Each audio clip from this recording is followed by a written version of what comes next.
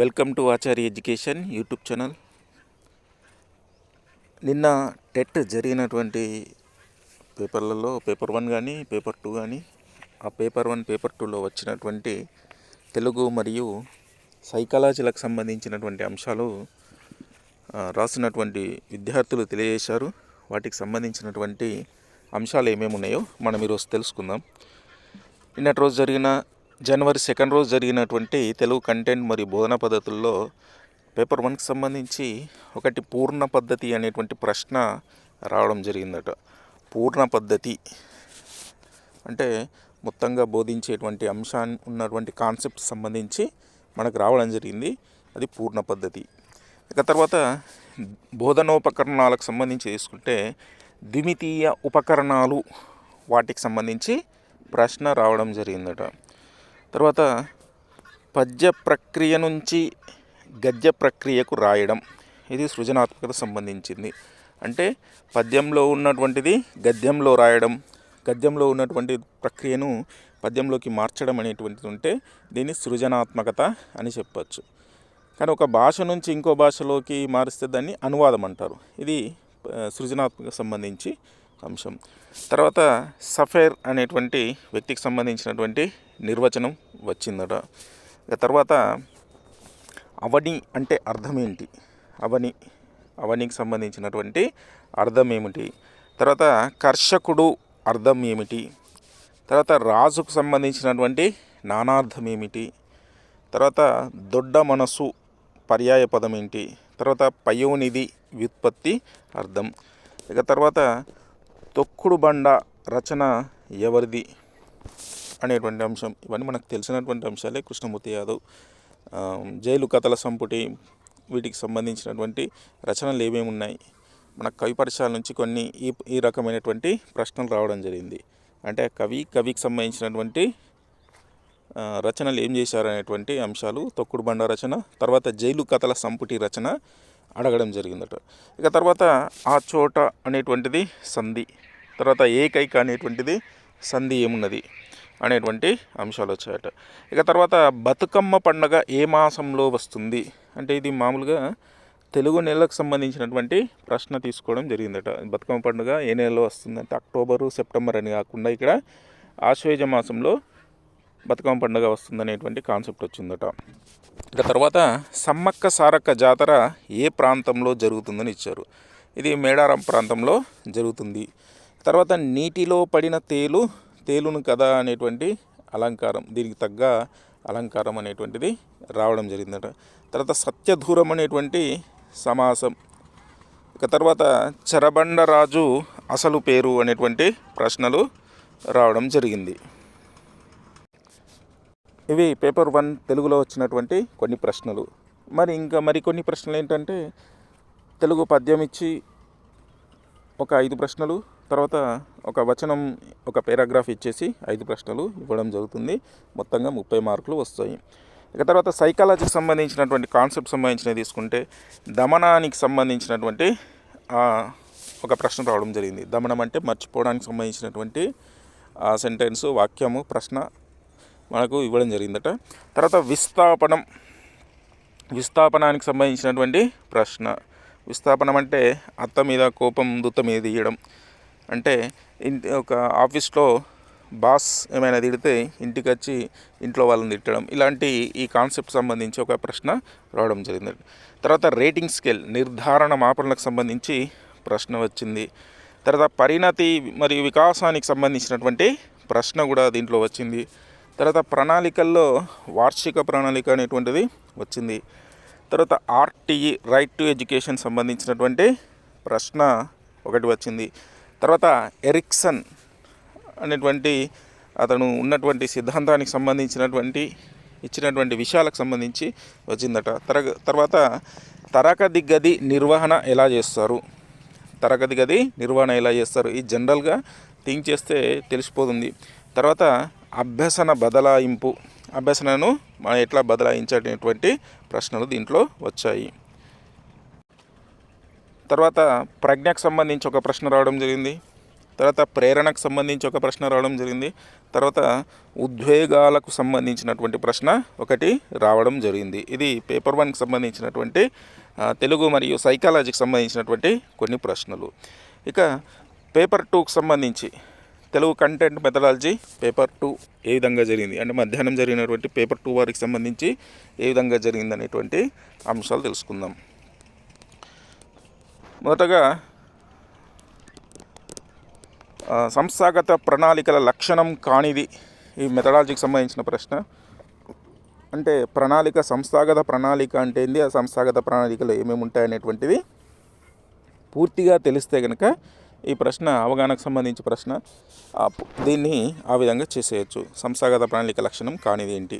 తర్వాత అనుకరణ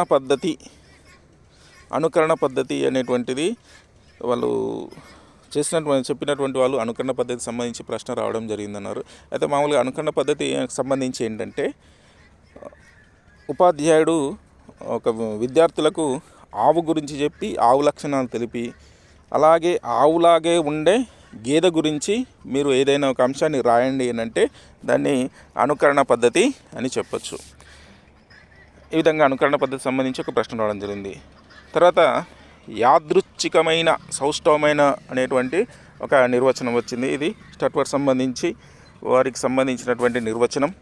ఇక తర్వాత నిర్వచనం కూడా ఏదైనా ఒకటి కంపల్సరీ నిర్వచనం వస్తుంది.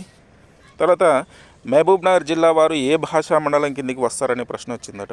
అంటే మనకు భాషా మండలాలు 4 ఉన్నాయి కదా, పూర్వ మండలము, మధ్య మండలము, ఉత్తర మండలము, దక్షిణ మండలం అని.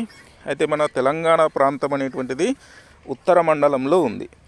అందులో మహబూబ్నగర్ జిల్లా కూడా తెలంగాణలో ఉంది కాబట్టి ఇది ఉత్తర మండలం కిందికి వస్తుంది. తర్వాత త్రిమితీయ బోధనోపకరణాలు, అంటే బోధనోపకరణాలకు సంబంధించినటువంటి త్రిమితీయ బోధనోపకరణాలు ఏమున్నాయనేటువంటి ప్రశ్న రావడం జరిగిందట. తర్వాత సీతమ్మకు చేయిస్తి చింతాకు పథకము అనేటువంటిది వ్రాసినటువంటి వారు, ఇది కంచర్ల గోపన్న రామదాసు రాయడం జరిగింది. తర్వాత దక్షిణ ప్రాంతంలో పరిపాలించిన రాణి అనేటువంటి ప్రశ్న వచ్చిందట, అది రుద్రమదేవి అనేటువంటి ఆన్సర్ చెప్తున్నారు. తర్వాత కొరవి గోపరాజు స్వగ్రామం ఇతడు నిజామాబాద్ జిల్లా నివాసి, భీమ్గల్ ప్రాంతానికి చెందినటువంటి వాడు. తర్వాత అభినవ పోతన బిరుదు ఎవరికి ఉన్నది? అభినవ పోతన అనేటువంటి బిరుదు వానమామలై వరదాచార్యుల వారికి ఉన్నది. తర్వాత శోభ సాహిత్య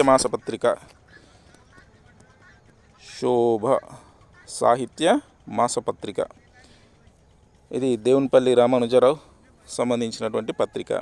తర్వాత పల్లెటూరి పిల్లగాడ పాటలు రచించినవి, ఇవన్నీ మనకు కవిపరిచయాలకు సంబంధించినటువంటి ప్రశ్నలే రావడం జరిగింది.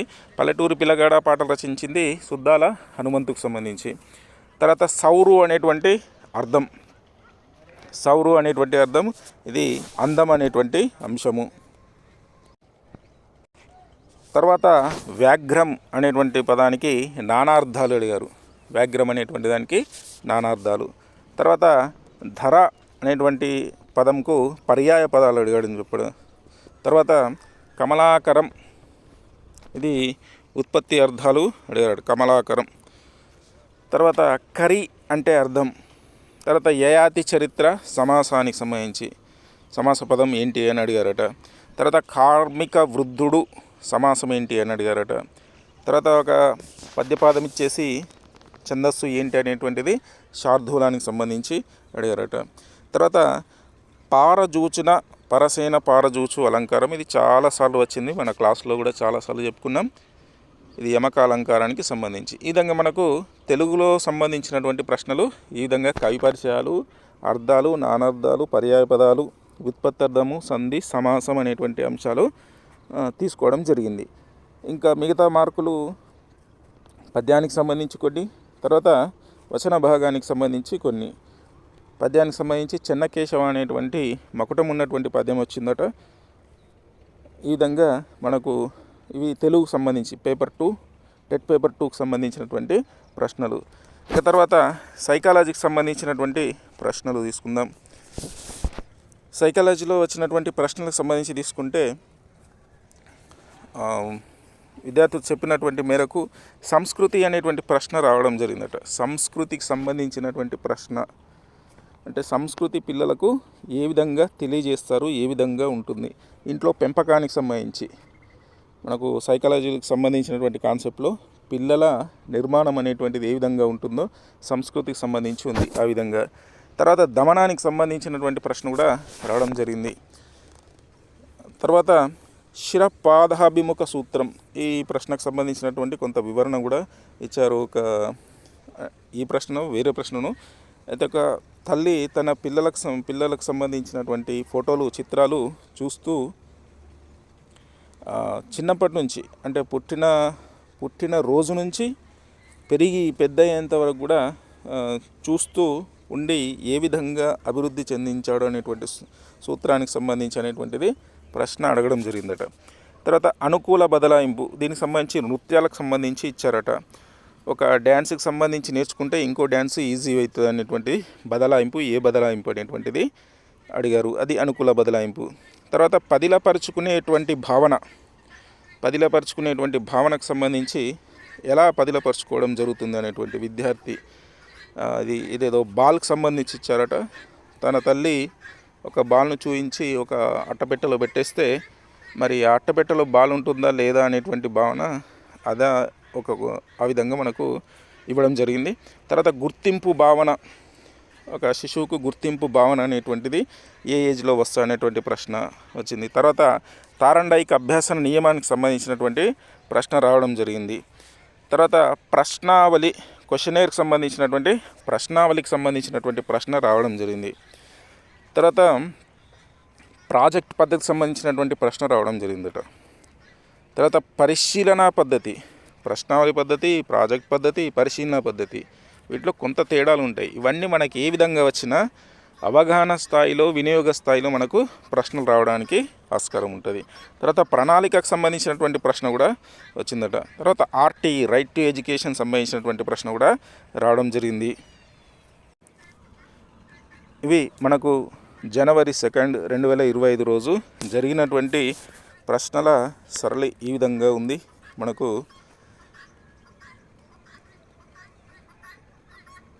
జనవరి 2, 2025 రోజు మనకు జరిగినటువంటి పేపర్ 1 మరియు పేపర్ 2కు సంబంధించినటువంటి తెలుగు మరియు సైకాలజీకి సంబంధించినటువంటి ప్రశ్నలు విద్యార్థులు వాట్సాప్ ద్వారా చెప్పడం ద్వారా, తెలిసినటువంటి విద్యార్థులు వాట్సాప్ చేయడం ద్వారా, తర్వాత కొంతమంది మెయిల్ చేయడం ద్వారా మనకు తెలియజేయడం జరిగింది.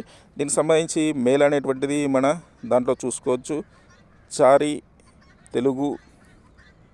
chari@gmail.com అనేటువంటిది మనకు ఈ మెయిల్ అడ్రస్కు మీరు పంపించండి. త్వరలో ఫోన్ నెంబర్ కూడా పంపిస్తాను.